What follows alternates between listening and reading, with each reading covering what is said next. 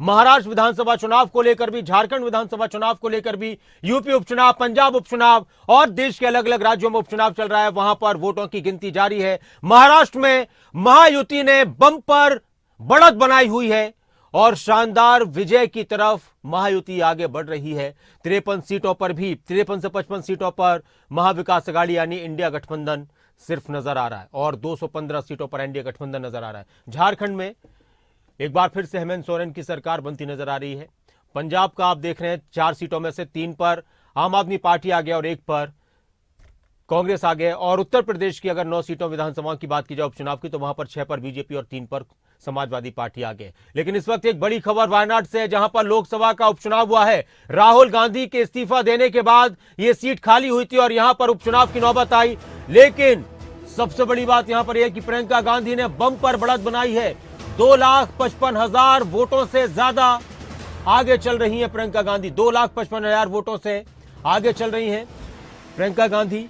कांग्रेस के खेमे के लिए प्रियंका गांधी की ये जीत बहुत अहम रखती है। और इस वक्त हेमंत सोरेन की धर्मपत्नी क्या कुछ कह रही है, बयान सुनाते हैं उनका। घंटों का इंतजार और करिए।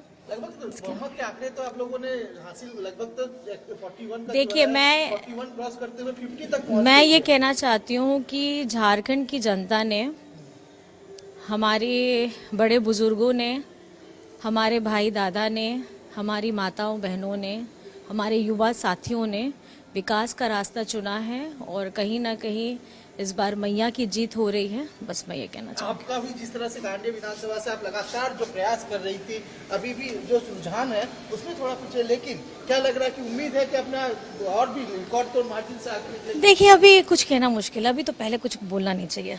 खत्म होने दीजिए, खत्म होने दीजिए। कैसे हैं? बस कैसे हैं? ठीक है ना? चलिए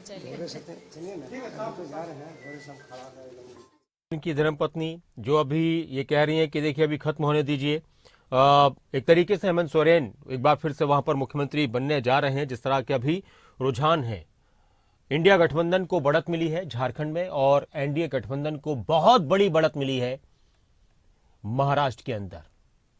वहीं दोनों पार्टियों के लिहाज से अगर बात की जाए तो खुशी भी है और गम भी है। और इसी बीच उत्तर प्रदेश की 9 सीटों पर मतगणना जारी उपचुनाव के लिए, जिनमें 6 सीटों पर भारतीय जनता पार्टी आगे चल रही है। सुरेंद्र जी, ब्रेकिंग।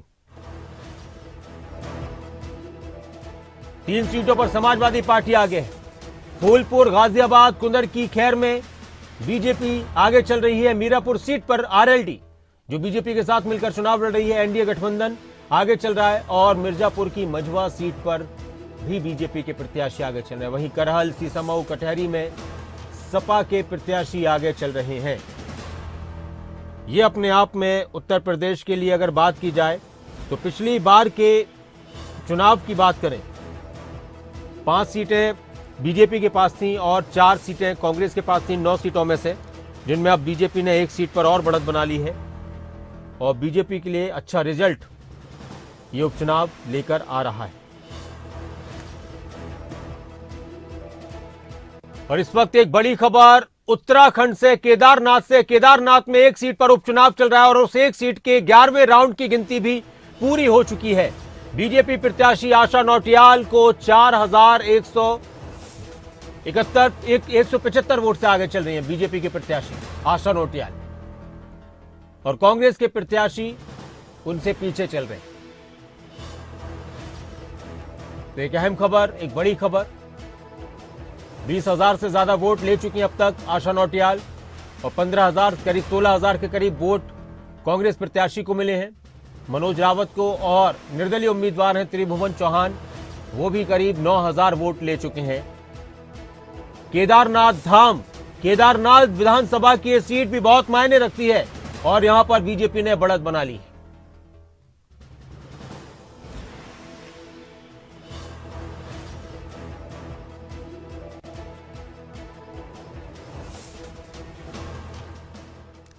और इस वक्त उत्तर प्रदेश से एक अहम खबर, उत्तर प्रदेश की कुंदर की विधानसभा सीट पर बीजेपी प्रत्याशी को बड़ी बढ़त मिली है। बीजेपी के रामवीर सिंह ठाकुर 55,000 वोट से आगे चल रहे हैं। 10वें राउंड में रामवीर सिंह आगे हैं।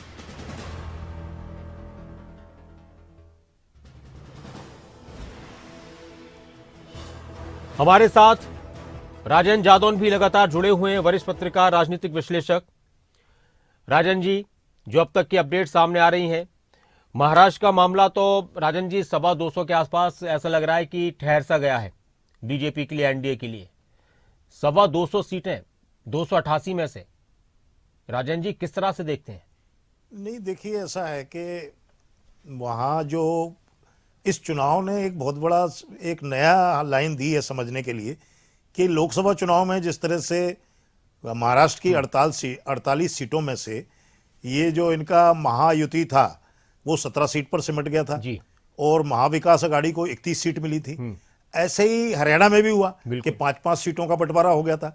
तो उस हिसाब से जो महाविकास अघाड़ी की 160 विधानसभा सीटें बनती थी, जैसे कि हरियाणा में भी उन्होंने देखा कि जो हमें 5 लोकसभा सीटें मिली हैं, उस हिसाब से हमें जो है विधानसभा में बहुमत मिलता दिखाई दे रहा है जी। क्योंकि कितनी ही जो है बहुमत के विधानसभा की बहुमत सीटों पर हमने बढ़त ली है लोकसभा चुनाव में। और ऐसा महाराष्ट्र में भी हुआ क्योंकि 17 सीटें महायुति को मिली लोकसभा की और महाविकास अघाड़ी को मिली 37 सीटें। इस तरह से 48 सीटें हुई और उस हिसाब से जो है महाविकास अघाड़ी को 160 विधानसभा सीटों पर बढ़त मिलती लोकसभा चुनाव में मिली थी।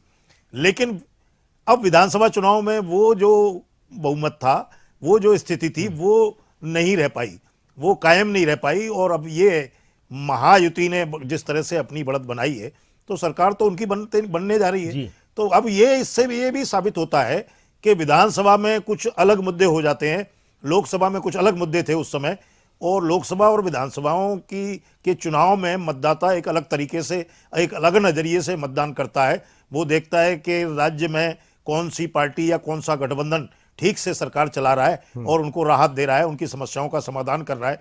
जैसे महाराष्ट्र में लोकसभा चुनाव में एक सियासी जो एक और साथ साथ महाराष्ट्र की हम तस्वीरें भी दिखा रहे हैं। जादन जी, आप अपनी बात पूरी कीजिएगा। ये जश्न की तस्वीरें सामने आ चुकी हैं महाराष्ट्र में, महायुति एनडीए गठबंधन के कार्यकर्ता समर्थक जश्न मनाते हुए। जी जादन जी। हाँ जी, तो वो महाराष्ट्र में लोकसभा चुनाव में महाविकास अघाड़ी को दलित, मुस्लिम और मराठा, हाँ, ये 3 जो समुदाय थे, इनका जो समर्थन मिला, इनका समर्थन, इनकी सोशल इंजीनियरिंग में उनको सफलता हासिल की और उसी के दम पर उनको 31 सीटें मिली थी। लेकिन ये मुझे लगता है कि अब महाराष्ट्र विधानसभा चुनाव में जिस तरह का वो जो सोशल इंजीनियरिंग थी उसकी, उनकी लोकसभा चुनाव के दौरान जो सोशल इंजीनियरिंग की गई थी, वो अब विधानसभा चुनाव में उस तरह से कामयाब नहीं हो पाई। वो सोशल इंजीनियरिंग कहीं ना कहीं टूटी है और ये इस तरह से महायुति को बढ़त मिली है। तो अब ये एक बड़ा मैसेज गया है कि लोकसभा चुनाव 2024 के बाद जो विधानसभाओं के चुनाव हुए हैं उनमें परिणाम बदल गया। भारतीय जनता पार्टी ने एक और बड़ा काम किया, जो हमने उस समय शपथ ग्रहण समारोह था उस समय चर्चा की थी कि ये जो है हरियाणा की सरकार का शपथ ग्रहण समारोह इतने बड़े स्तर पर क्यों किया गया। ये भारतीय जनता पार्टी ने एक नेशनल लेवल पर मैसेज दिया कि देखिए हम लोगों के लिए काम कर रहे हैं, आज भी आम मतदाता हमारे साथ है। और हरियाणा की सरकार ने चुनाव से ठीक पहले नायब सिंह सरकार ने जो काम किया और चुनाव के बाद भी जिस तरह से वो जनहित के एजेंडे को आगे बढ़ा रहे हैं, उससे एक मैसेज देश में भी चला गया। और जो भी नेता वहाँ महाराष्ट्र में चुनाव प्रचार करने गए तो उन्होंने हरियाणा की सफलता को वहाँ उठाया, लोगों को बताया कि किस तरह से हरियाणा में हमें कामयाबी मिली है और हरियाणा में हम किस तरह से काम कर रहे हैं। एक तरह से उन्होंने हरियाणा का को मॉडल बना के और अपने अभी के जो विधानसभा चुनाव हैं और जो उपचुनाव हैं उनमें उस मॉडल को पेश किया। उस मॉडल के वजह से भी मुझे लगता है कि मतदाता कुछ प्रभावित हुआ है। मतदाता को तो राहत चाहिए, मतदाता देखता है। अब देखिए कि पंजाब में क्या हुआ, कांग्रेस मजबूत थी, आम आदमी पार्टी आ गई, अकाली दल को तो उन्होंने साफ ही कर दिया साइड लाइन। अब मैं इसी में एक और बात आपसे जानना चाह रहा हूँ, जब भी मैं इन तस्वीरों पर बात कर रहा हूँ, ये जो तस्वीरें हम देख रहे हैं ना जादव साहब, अपने दर्शकों को हम दिखा रहे हैं, ये जमकर ड्रम बजाए जा रहे हैं, नगाड़े बजाए जा रहे हैं, ये है देवेंद्र फडणवीस के घर के बाहर का नजारा। तो क्या ये मानकर चलें कि देवेंद्र फडणवीस एक बार फिर से महाराष्ट्र के मुख्यमंत्री बनने जा रहे हैं? हाँ, नहीं हो सकता है, लेकिन अभी देखिए कि किस तरह से एकनाथ शिंदे को तो अभी उन्होंने चुनाव में रखा ही है साथ में जी। लेकिन अब हो सकता है कि पार्टी नेतृत्व कुछ इस तरह का फैसला करे या लेकिन सर गठबंधन- बीजेपी 120 से ज्यादा सीटें यहां पर जीतती नजर आ रही है, तो बीजेपी कभी ये नहीं चाहेगी कि इतनी सीटें जीतने के बाद एकनाथ शिंदे, हाँ नहीं, ये तो है कि भारतीय और जनता ऐसी कोई पार्टी गुंजाइश भी का- नहीं नजर आ रही कि एकनाथ शिंदे उधर चले आए पाला बदलकर। शिवसेना और भारतीय जनता पार्टी का जो अलगाव हुआ, हाँ। वो मुख्यमंत्री पद को लेकर ही था कि भारतीय जनता पार्टी का पहले तो बहुत जूनियर पार्टनर होती थी, लेकिन वो बराबर पर आ गई थी, तो भारतीय जनता पार्टी एकनाथ शिंदे बोल मी अगोदरपासून सांगत होतो की हम्पिंग मेजॉरिटी मिळेल, खरं म्हणजे लँडस्लाइड विक्टरी अशा प्रकारचा विजय या ठिकाणी महायुतीला मिळालेला आहे. मी त्याबद्दल तमाम मतदारांचे महाराष्ट्रातल्या मनापासून अभिनंदन करतो आणि माझ्या लाडक्या बहिणी यांचं देखील मनापासून अभिनंदन करतो. लाडक्या बहिणींनी मोठ्या प्रमाणावर मतदान केलं, लाडक्या भावांनी मतदान केलं, लाडक्या शेतकऱ्यांनी मतदान केलं आणि त्याचबरोबर लाडक्या माझ्या ज्येष्ठांनी मतदान केलं. समाजातल्या प्रत्येक घटकाने या ठिकाणी भरभरून महायुतीला मतदान केलं. गेले 2-2.5 वर्ष जे महायुतीने काम केलं त्या कामाची पोचपावती या निवडणुकीमध्ये जनतेने दिली आणि म्हणून महाराष्ट्रातल्या जनतेला मी पुन्हा एकदा त्यांच्या मनापासून आभार मानतो, त्यांना मनापासून धन्यवाद देतो की पूर्णपणे जे काम आम्ही केलं 2.5 वर्षामध्ये त्याचं मोजमाप, नोंद आणि त्याची कामाची पोचपावती या महाराष्ट्रातल्या जनतेने आम्हाला दिलेली आहे.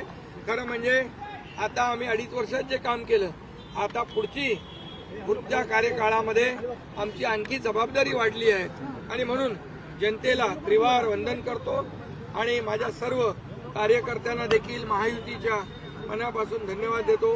महायुतीचे सर्व कार्यकर्ते मनापासून काम करत होते आणि म्हणूनच हा विजय, एवढा मोठा विजय मिळतोय. मी माझ्या ठाणे मतदारसंघातल्या कोपरी-पाच पकाडी मतदारसंघातले देखील मतदारांना धन्यवाद देतो की खूप मोठ्या लीडने, मार्जिनने त्यांनी मला विजयी करण्याचं काम करतायत आणि त्यामुळे मी पुन्हा एकदा सगळ्यांना मनापासून खूप खूप शुभेच्छा, मनापासून सगळ्यांचं, सर्व मतदारांचं मनापासून अभिनंदन. आज मैं महाराष्ट्र के तमाम मतदाताओं को बहुत बहुत धन्यवाद देता हूँ, उनका अभिनंदन करता हूँ क्योंकि ये विक्ट्री जो है ये लैंडस्लाइड विक्ट्री है. ये मैंने कहा था कि महायुति को थम्पिंग मेजॉरिटी मिलेगी और इसीलिए मैं तमाम मतदाता जो है, मेरी लाडली बहनाओं को मैं धन्यवाद देता हूँ, लाडले किसानों को मैं धन्यवाद देता हूँ और लाडले हमारे भाई हैं, लाडले सीनियर सिटीजन हैं, सभी वर्ग जो है, सभी वर्ग को मैं धन्यवाद देता हूँ कि उन्होंने ऐसी विजयश्री प्राप्त कर दी है कि न भूतो न भविष्य तो ऐसी विक्ट्री जो इस बार मिली है, जो 2-2.5 साल हमारी महायुति ने काम किया है. ये महायुति ने जो काम किया है उसके काम के ऊपर ये जनता ने शिक्कामोर्तब किया है, काम को तवज्जो दिया है, प्राथमिकता दी है और इसीलिए महायुति को इतनी बड़ी जीत हासिल हुई है. इसलिए मैं महायुति के पूरे महाराष्ट्र की जनता को तो धन्यवाद देता ही हूँ, उनका स्वागत करता हूँ, लेकिन महायुति के सभी कार्यकर्ताओं को भी धन्यवाद देता हूँ. उन्होंने जो काम किया है बहुत ही बढ़िया काम किया है और इस चुनाव में हमारे महायुति को जिताया है, इसलिए मैं बहुत बहुत उनका आभारी हूँ.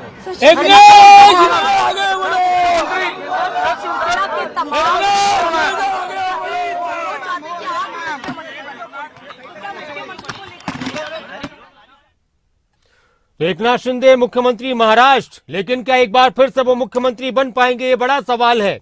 लेकिन अब ऐसा लगता तो नहीं है. और इस बार के अगर हम आंकड़ों की बात करें महाराष्ट्र में, तो 1995 के बाद इस बार सबसे ज्यादा मतदान हुआ महाराष्ट्र के अंदर.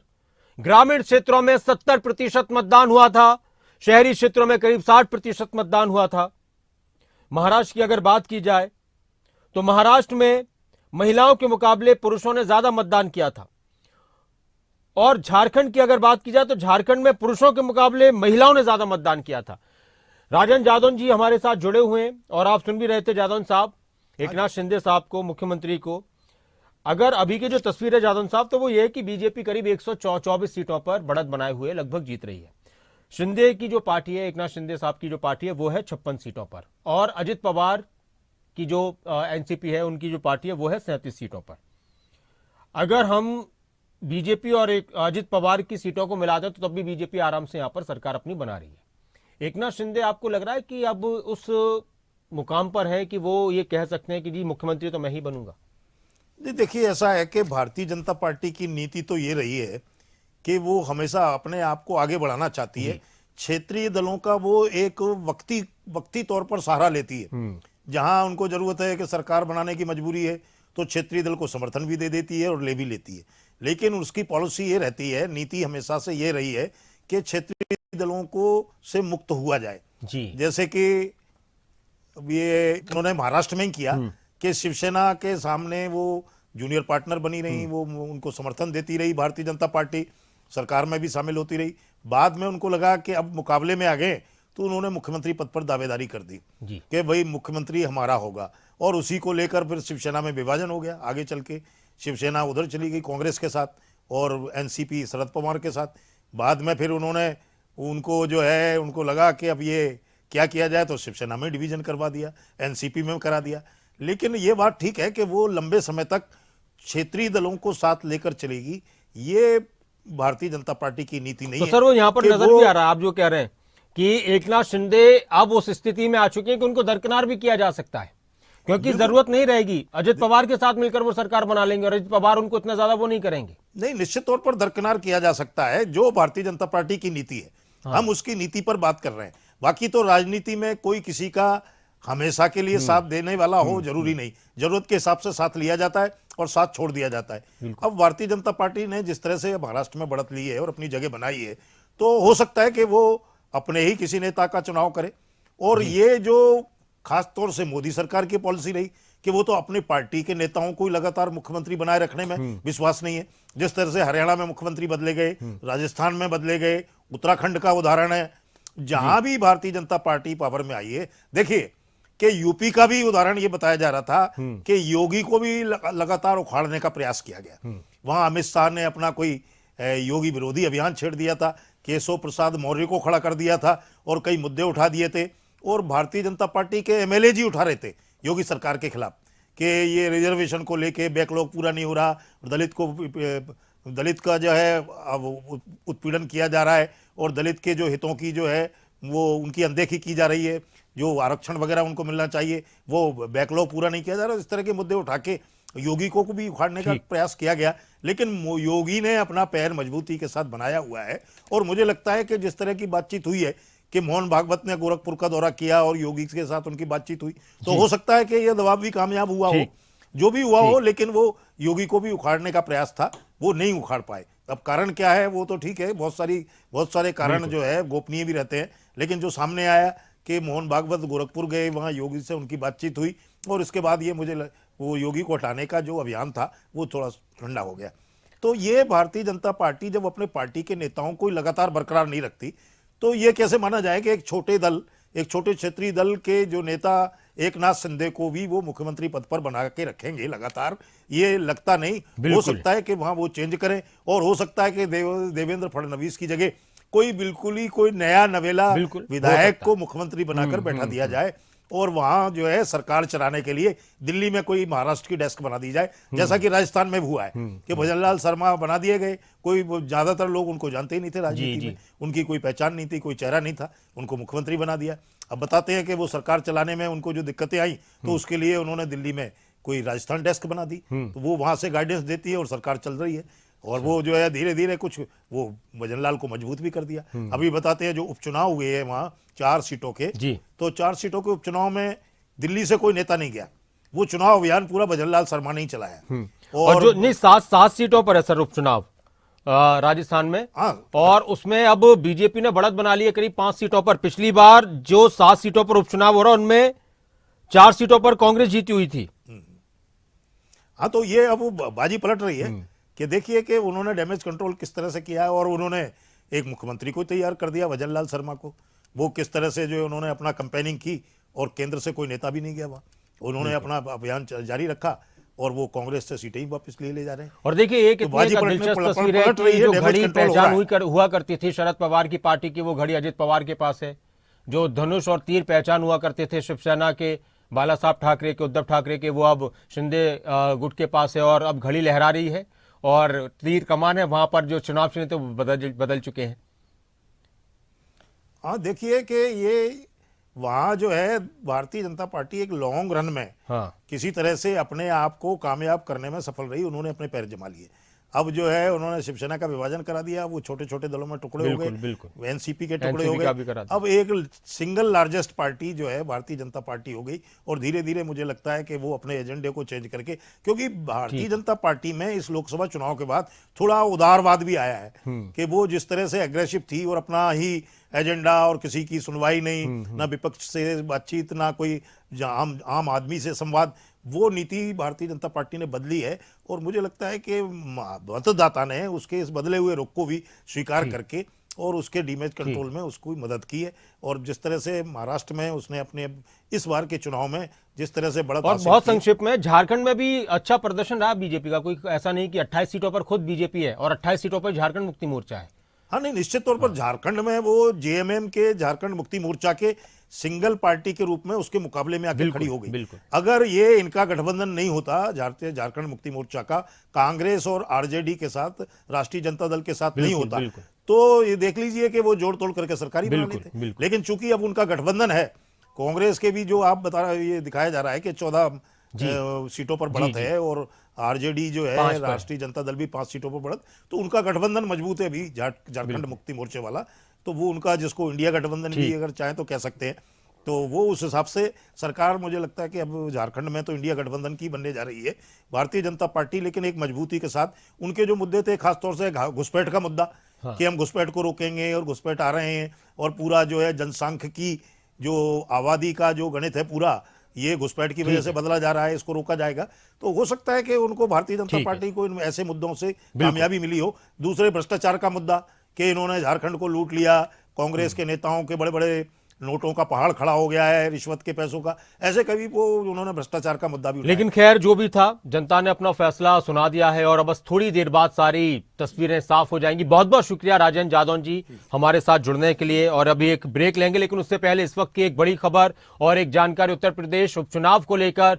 सीसामऊ सीट से नसीम सोलंकी की जीत लगभग तय हो चुकी है। समाजवादी पार्टी की नसीम सोलंकी 13,742 वोट से आगे चल रही है और अब महज 10,000 वोट की गिनती बाकी रह गई है। और हम बात करें तो एक और जानकारी आपको दे दें कि देश में देखिए, अच्छा, जीत की खबर आ चुकी है। जीत चुकी है नसीम सोलंकी, समाजवादी पार्टी की उम्मीदवार नसीम सोलंकी, जो सीसामऊ सीट से चुनाव लड़ी थी। इरफान सोलंकी इनके पति थे, वो जेल में थे और इस सीट पर फिर चुनाव की नौबत आई और नसीम सोलंकी को बड़ी जीत मिली है। वो यहां से जीत हासिल कर चुकी हैं। समाजवादी पार्टी की उम्मीदवार कानपुर के सीसामऊ सीट से नसीम सोलंकी ने जीत दर्ज कर ली है। इसी के साथ एक बात और कि देश के अंदर 2 राज्यों में चुनाव हुए, 2 राज्यों में विधानसभा के चुनाव हुए, कुछ सीटों पर उपचुनाव हुए, 2 लोकसभा सीटों पर चुनाव था, वायनाड और नांदेड़। वायनाड की सीट पर कांग्रेस ने दोबारा जीत दर्ज कर ली है, लेकिन नांदेड़ की सीट जहां से कांग्रेस के प्रत्याशी जीते थे, लेकिन वो भी अब बीजेपी के खाते में चली गई। उत्तर प्रदेश की 9 सीटों पर उपचुनाव था, जिनमें पिछली बार समाजवादी पार्टी के पास 4 सीट थी, 1 आरएलडी के पास थी, 3 भाजपा के पास थी, 1 निषाद पार्टी के पास थी। राजस्थान की 7 सीटों पर उपचुनाव था जो अब हो रहा है, और पिछली बार अगर वहां का रिजल्ट देखें तो 4 कांग्रेस के पास थी, 1 बीजेपी के पास थी, 1 बीएपी के पास थी, 1 आरएलपी के पास थी। पंजाब की 4 सीटों पर उपचुनाव था, पिछली बार कांग्रेस के पास 3 सीटें थी और आम आदमी पार्टी के पास 1 सीट थी, और अब तस्वीर बदल चुकी है। अब आम आदमी पार्टी के पास 3 सीटें पंजाब में और कांग्रेस के पास 1 रह गई है। और ये तस्वीरें सीसामऊ से आ रही हैं जहां से नसीम सोलंकी ने जीत दर्ज की। और खबरें अभी तक पर लगातार बने रहेंगे। उत्तराखंड की 1 सीट पर, केदारनाथ सीट पर उपचुनाव चल रहा था, वहां भी बीजेपी की आशा नौटियाल आगे चल रही है।